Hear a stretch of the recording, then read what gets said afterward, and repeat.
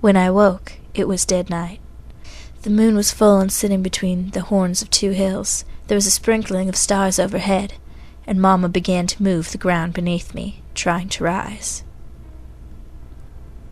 The garlic strands must have worried her, for she did not come out of the earth all at once. It was the scrabbling of her long nails against my back that woke me.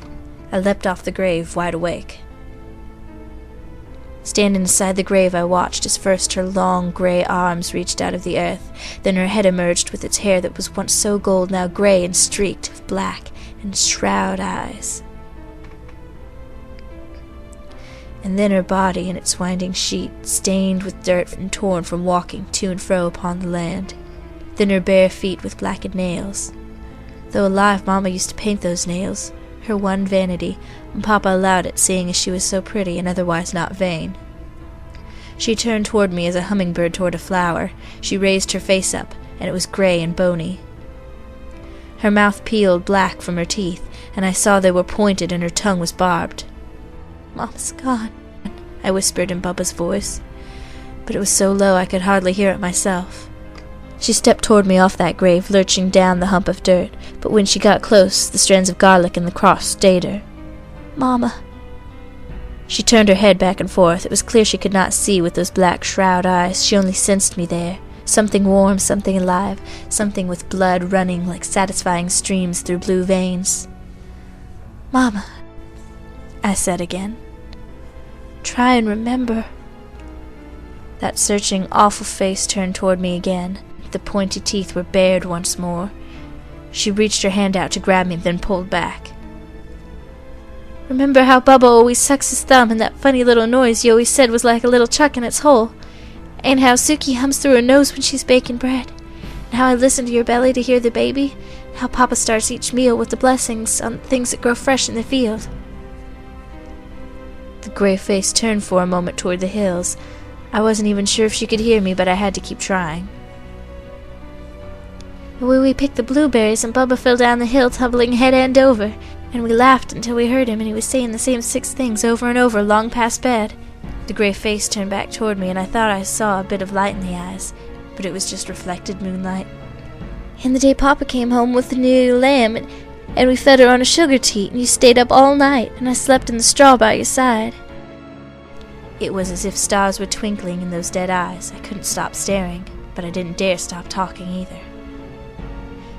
"And remember the day the bluebird stunned itself on the kitchen window and you held it in your hands. You warmed it to life, you said. To life, Mama." Those stars began to run down the grey cheeks. "There's living, Mama, and there's dead. You've given so much life. Don't be bringing death to these hills now." I could see the stars were gone from the sky overhead and the moon was setting. "Papa loved you too much to cut off your hands and feet. You gotta return that love, Mama. You gotta." Veins of red ran along the hills, outlining the rocks as the sun began to rise. I took off a strand of garlic, then the second, then the last one.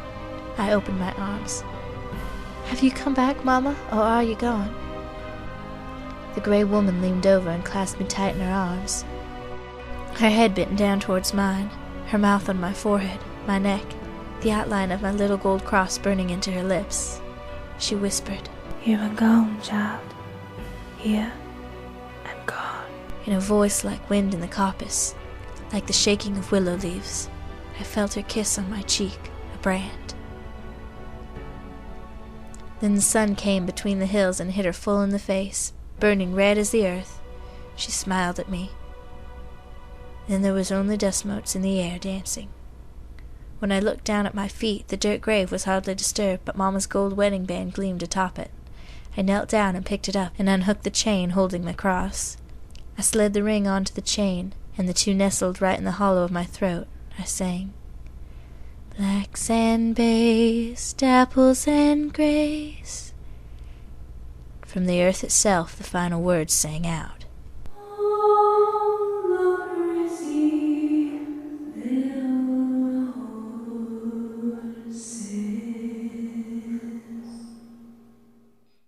That was when I cried, long and loud, a sound I never hoped to make again as long as I live. Then I went back down the hill and home, where Papa still waited by the open door.